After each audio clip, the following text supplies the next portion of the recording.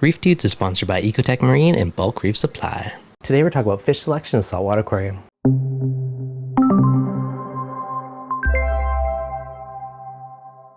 What's going on, guys? Devin from ReefDudes. Now today we're talking about different fish selections and kind of want to go over some of the fish that I have in my tank.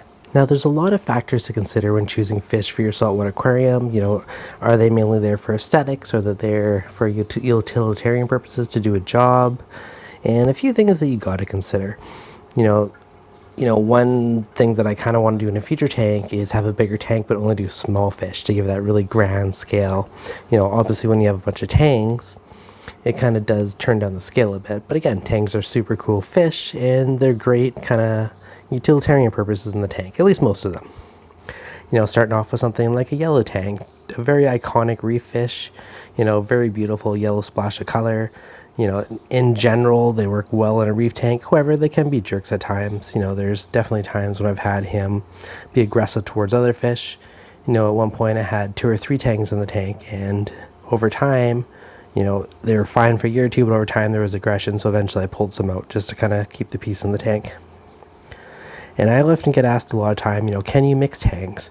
Well, obviously I have a few in here. We also have, hippo tang. Now these guys are, again, another iconic fish, but they can grow very big. So if you have one, you need a fairly substantial sized tank. I have a 6-foot tank, and I hear a lot of people rate, this many gallons per fish. And when it comes to tanks, I don't think the gallons matter as much. I think the length of the tank has a lot more value. And a longer tank, the better. Now this tank is 6 feet long, and it works pretty well for that. It gives them lots of room to swim. But longer the better. I wouldn't have this many tanks in a 4-foot tank, for instance. Again, this guy's a purple tang, another really beautiful one. They can kind of be kings of the tank. Mine isn't too bad. He doesn't seem to get in too many scuffs, but him and the yellow have the odd little mini tiff, but overall not too bad. This guy is a Red Sea sailfin tang. He's kind of probably the senior of the tank. I've had him for probably about 4 or 5 years now, and the guy I got him from had him for probably about 13 or 14 years, so he's probably pushing 20 years old. And he has a few little marks and scars and stuff on him, and he's been like that since I got him, so I don't know the full backstory, but he's definitely the senior citizen in my reef tank. Then we have fish like wrasses. Wrasses are very pretty fishes. I do love them. They do tend to sleep in the sand bed. They can definitely be jumpers at times, so you do want a lid for wrasses. So a big consideration, but they are always a beauty. Pinky out in the back here. This is probably one of my favorite fish. This is a copper band butterfly fish. They can be tricky fish to get established for a lot of people. It also depends how they're collected. Sometimes they work out really well, and sometimes there's a lot of issues. Most of the time it's an issue getting them eaten to start out. And, mine eats mice, is no problem. But again, when you first get them, sometimes it can be an issue for them to start eating. So one thing I found that does work well is using frozen manila clams from the seafood market. You throw them in, they do tend to pick at them. Well, I see this guy out hiding up in the corner here is a flame hawkfish. There we go. These guys are super cool, tons of character. They have these big boggly eyes. They're kind of wusses. They always bolt and hide in the rocks, but if I come close. But if I'm not too close, they'll be out spying on me, seeing what's going on. Super duper curious fish, tons of character. However, they will eat shrimp. So you do got to watch out. If you have shrimp in your tank, they'll probably turn to expensive snacks after a while, so definitely keep that into consideration if you do plan on keeping one of these. I do have a pair of them in there. There's one there, and the other guy is hiding over there. So again, they're kind of elusive. I see them and not, but they're always kind of hiding in cracks of coral, but super duper cool fish otherwise. This guy is an azure damsel. I do find in general they're one of the more peaceful damsel fish. I've had one that was aggressive and would kind of nip me, but overall I find them to be one of the less aggressive. Damsels in general have a reputation for being jerks at times, but yeah, I've had Talbot's damsels that are also relatively chill, but that's they're pretty peaceful. Over in the same family we do have also blue-green chromis. Got one hiding in the back there, and this guy is a chonker now. He's pretty big. I've had him for a number of years, so if you do have a bunch of them in a tank that has a lot of acropora, they will host it and kind of poke in and out, and you get some really cool kind of loosely shoaling behaviors. This little beauty is a cleaner wrasse. I do like to have these in a lot of my tanks. They are great little medics if there's, ick or there's something on the fish. They're pretty good at picking it, and they're kind of like little dentists or doctors of the tank, just kind of maintaining the rest of the fish. This guy is a coral beauty, who is a dwarf angelfish. Now, all dwarf angelfish can potentially pick at coral. That is a risk you have with them. I've had flame angels in the past, and I found them more likely to nip at stuff, where the coral beauty, I found he's been relatively good. I haven't really seen him, necessarily do any damage or pick on corals too much. But again, this is one of those fish where it's Russian roulette on their level of reef safeness in your tank. But in general, I find them one of the safer dwarf angelfish to host. But they got beautiful coloration, especially when the light hits it. They got that nice orange and different colored belly. There are some other ones like the chevrons, I think they're called. Flame angels, I love the color, but again, they've always been a bit of a risk for me with how much nipping they'll do. Now, I can't find him at the moment, but I also do have a red-headed wrasse in here. He's very elusive. Like, I'll see him, a bunch one week, and then I won't see him for like a week at a time. They'll be out again. I don't know if he just takes little vacations in the sand bed or what, but he's a super cool fish too. Not really any utilitarian purpose, but he's kind of a cool, unique one just because you don't see him very often. Another one that I do tend to love, but I can't find him at the moment, is Imagine Dragonette. Super duper colors. I have the blue-green one, which looks like that psychedelic pattern. And super cool fish, and mine is eating mysis. It took a little while to get him onto mysis, but eventually he did. But for the most part, he just eats pods. So they're really, really easy if you have a large established tank, because he will just survive on eating copepods and all the microfauna.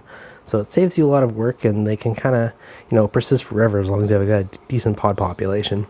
So I wouldn't add one to a new tank or a nano, but if you have a larger tank that's been running for, 6 months to a year, they're a super duper easy fish aside from that. Now, another super cool fish is a triggerfish. These guys, I love how they swim. It's super cool to watch their fins. They both go left, they both go right. These guys tend to have a ton of character. I've had, in the past, they'll like spit out the tank if you don't feed them enough and they're hungry. They're, like little pigs of the ocean, like they come up, they're super curious. They always want food. I absolutely love watching them swim around. This guy is a male blue throat trigger. The males do have that kind of blue throat on them, where the females don't. And they also have those like really bright yellow fins. And now, out of all the triggerfish, I find these guys to be the most reef safe if you do want a triggerfish. My only possible caveat is at one point I did have like a massive squamosa clam in here. And I had the clam for probably like a year or two. And one day I came out here and all the fish were picking at the clam. And I suspect if anyone was the first one to kind of, start it, it was probably the triggerfish. That being said, it's possible, it is having some other issue and the fish just became opportunistic. Hard to say. But that would be the one thing I would consider possibly was a follow-up from the triggerfish. But aside from that, he's been reef safe with every other coral in my tank. Now, this little beauty's hiding under the rock right now. This is a royal gamma. Absolutely stunning fish. They have that really beautiful kind of like gold and purple on them. Completely reef safe from my experience. This guy I had since he was, probably half-inch big, just the teeniest little baby, and now he's, pretty much full size in the tank. You could start them in a relatively small tank, but they do get big, you can kind of see over time, so eventually you need to move them to a bigger home. But super cool fish, darts in and out all the time. He tends to be a little more in the shadows under the rock. He does kind of live in the zoas, but yeah, they're definitely a stunner and beautiful fish. And it really is hard to beat that beautiful coral and gold color in the tank. In my experience, they've also been extremely easy, so nice little splash of color for the reef tank. Back up here to the hippotangs. These fish can grow big, so this is not something I'd really put in a 4-foot tank. You'd want at least a 6-foot tank for a hippo tank, especially as they grow older. You can see mine darts in the rocks a lot. He's a little bit of a wuss. And I also have had some in the past that were a little bit of terrorists on the coral front, where they pick up frags and they drop off corals and other stuff. They're doing their own decorating in the tank and they would change stuff around. But I did lose a lot of frags because the fish would basically, take some lovely frag and drop it on a chalice or something. And then, of course, coral warfare kicks in. So take that into consideration if you are going for that. If you have a smaller tank, like a 4-foot or less, I would consider more stuff like whitetail bristletooth or Tamini tangs, like a lot of the smaller tanks. They're a little more well suited for, those 4-foot and smaller tanks. So when you're getting fish, there's those few considerations, are you getting them strictly for aesthetics? Are you getting them to do a job, like eat aptasia or eat algae or something else in your tank? Are they there to add nutrients for your coral? Or are you doing like a fish only tank, right? And it's all, purely aesthetics. But You know, some of these fish do live a long time. That is a consideration. You know, like my elderly sailfin tanks probably pushing 20 something years old right now. So you do got to take that in consideration, you know. I have a clownfish in my other tank that I probably had for, 10, 14 years already.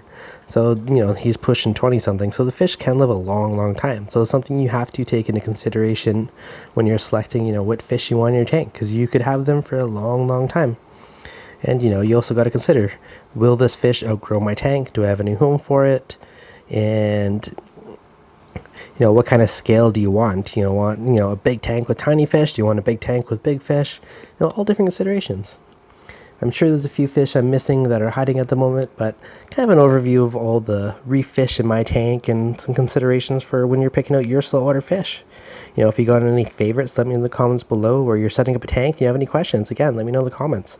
Oh yes, as always guys, if you did enjoy this, be sure that like button. If you're new, make sure you subscribe, and I'll catch you guys on the next video.